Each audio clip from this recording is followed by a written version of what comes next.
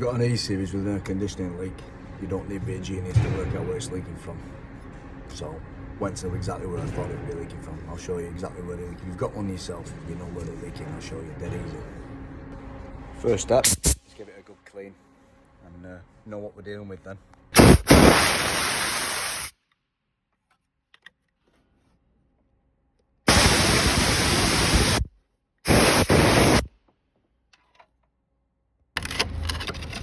Believe it or not, there is a pipe there.